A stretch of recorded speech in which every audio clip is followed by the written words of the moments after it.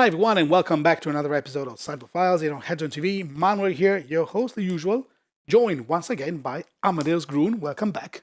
Thanks you. The Man of Steel, back here. So in this video, we're going to do the first part of a sideboard guide for the Steel Stompy deck that you piloted at the MKM Series Frankfurt 2018, first weekend of January, where you went up to the finals. And undefeated in Swiss. I want to remember this because... And undefeated in the trial at Friday. Yeah, very true. I tried on Friday. We didn't say this in the last video. Yes. Okay, I lost one game on Friday. Okay. The second game against Food Chain. Very efficient deck then. Absolutely. Okay, so first sideboard guide here. A few matchups. We're going to see what you board in and board out, in details. So let's start with Storm. This is pretty favorable for you. This is a buy. Okay. Storm can usually not win the game if they not go off on turn one. Mm-hmm. They go off on turn one or you win. The really cool thing is your main game plan is what they can't beat. Play with turn one, Thorn of Amethyst or Chalice of the Void on one, they can't beat. Okay. That's okay. Short story. All right. Okay. Very short. So, since you're very favorable, what are your objectives in game two? Doing the same thing as in game one. And be very aware of the hate cards they can have. They have the best hate. Most of the time, they have the best hate card you can have, Hercule's Recall. Okay. That is what can beat you. So you not only have to be aware of playing the hate cards first, so as beating them down like turn 6, 7, so they don't really have a chance to play Hercule's Recall through Wastelands and Throne of Amethyst and Lotus Stone Golem and Revoker on Lotus Petal or Lands of Diamond. So sticking to your main plan. Yes. Try to close the game as fast as possible and be aware of the hate cards, in particular Hercule Recall. Yes. It's very easy and clear. First the hate card, then the clock. Okay. Swing in. Okay, perfect. So cyber plans on the play, on the draw are the same. Yes. For all your cyber plans, I understand. Yes. You have this kind of deck doesn't have the days tuning or whatever. No. This is you have a plan. Doesn't matter if you want to play on the draw, you want to apply that plan. Yes. Okay, very good. So what do you side out and what do you side in versus Storm? So against Storm, we sideboard out 2 Hangerback Walker, 1 Sword of Fire and Ice, and 1 Caracas. Hangerback Walker are only there for value matchups, and this is not a value matchup. This is go for the throat and play hate cards. Sword of Fire and Ice is against blockers that are blue. This deck has no blue blockers. Yeah, sure. And Caracas is the 20th land and a hate card against legendary creatures. They have no legendary creatures, and you don't want to draw more than 2 1-mana lands except their wastelands. So you don't need the mana. It doesn't hurt your first turn development because you have the 2-mana lands in your deck and all the fast mana. That's what's the point of playing. And you sideboard in 2 Spells Guide and 2 Ratchet Bombs. Spells Guide is there for protecting your hate pieces, Chalice, Thorn, and Lotus Stone Golem, redirecting every hate card that goes to them. And Ratchet Bomb is for the games where Storm starts and plays out the artifact mana in fear of Chalice for 0. So you can blow them up and play the Chalice afterwards. And for the Empty the Board Stones. You can't beat otherwise except you have a really good board precision. Yeah, sure. But the Ratchet Bomb just resets the whole thing. Resets everything, yeah. Yeah. Okay, very true. So very specific and it's cards for very specific goals. Yeah, and it's the same plan for playing against ANT and TES. Okay. This is good to know. TES is the worst matchup because they are faster, but the Ratchet Bomb is even better because they are playing Chromox and Lotus Petal and LED, and the ANT deck only plays the 8. 0 converted mana cost artifacts, you just sweep the entire thing. Yes. Okay, very good. So we can just go for the next matchup, I believe. So Eldrazi Aggro. Eldrazi Aggro is in the first game a very hard matchup to beat because you have 4 Chalice of the Void and 4 Thorn of Amethyst. They do virtually nothing. Okay. That are mulligans. You don't know that if you don't know what your opponent is playing. Sure. But the rest of your deck is more powerful than what the Eldrazi deck does, and they are very sensitive to the Wasteland on their 2-mana lands. So you can win this matchup, but don't draw as many Thorn of Amethyst and Chalice of the Void. So the plan is very straightforward. You board out 4 Chalice for Thorn. Okay, but before we talk about that, I want to ask you about the objectives we want to do in game 2. Against Eldrazi Aggro, it's complicated because you can be the aggro deck and you can be the control deck. It depends on their draw and your draw.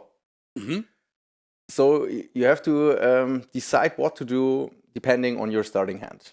What helps you is you have Ensnaring Bridge that they can't blow up most of the time, and you get your hand out quickly and don't draw cards you can't play. So no one attacks. And over the course of a game, an Eldrazi deck plays cards, and if they are very lucky, they activate Eye of Ugin. But if you sitting there with a Steel Overseer, you're doing more powerful things than them. And you can decide, if you have an Arcbound Ravager, when to blow up the bridge. And if you don't have a Ravager, you have to find a Walking Ballista, pump it up, and shoot them in the face. Okay, so the idea is... to lock them out of combat. You want to lock them out of combat. You want to adapt your role depending on your starting hand. Yes. So you want to... You understand if you want to be more controlish or more aggro depending on what your starting hand is. And what Eldrazi plays, Okay. yeah. Okay. So this one and locking them out of combat, because then you can kill them even if you don't go through combat, because you don't need to go through combat to win the game. You can go without combat with your Walking Ballista, or you have small creatures that can attack with the card you draw. That is where the Wall Scourges are very important. If you have... Because flies, yeah. Yeah, if you don't have a Steel Overseer and you have Wall Scourge, you can have 0 cards in hand in their turn and 1 in your turn. Hit them for the lifelink flying. They have no flyers. And play the card, next turn, repeat the process.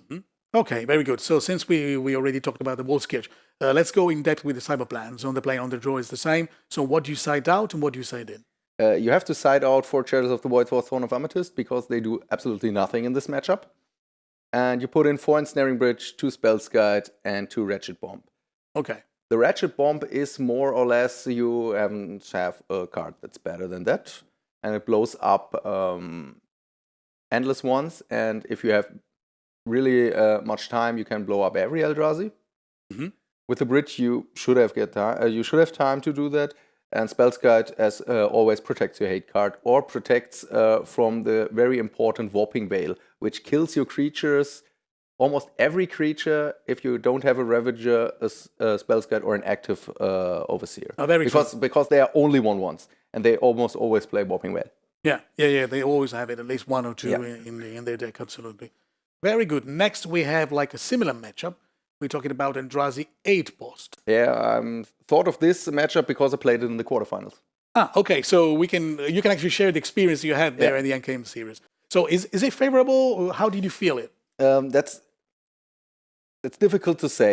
The problem with Eldrazi 8 Post is there are no adapting in roles. You are the aggro deck, and if you can't fulfill your destiny as an aggro deck, you lose.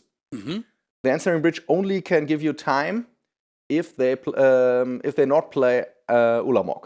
If they play Ulamog, they kill your bridges right away and kill you. So your most important cards in this matchup are Wastelands, because they are playing tapped lands and Grim Monoliths and Tron Dynamo. You have to have Wasteland, Revoker, or Fast Stat, or both. Okay, so what's your plan against this deck post side? Kill as quickly as possible. Okay, so just close the game as fast as possible. Yeah. That's all. You don't have a better plan. Okay, very true. Cyber plans on the play on the draw. So what you side out and what you side in, then to accomplish this, kill them as fast as possible. You sideboard out everything that doesn't kill them. Throne of Amethyst and Chalice of the Void, both 4. You board in the Ensnaring Bridges and hope they give you time, but they are not as good as in the Eldrazi Aggro matchup. Okay. You can go as far as saying I only board in 3 bridges and 1 sword if you want to kill them more quickly. And the Spell's Guides to redirect the trigger of Ulamog.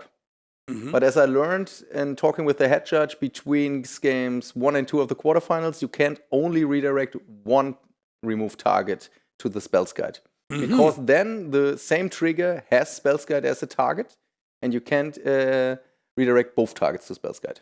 It's the same as if your opponent plays Kolagan's Command, makes 2 damage to the Spell's Guide and destroys another artifact of you. You can't redirect it because he's already targeted by this spell.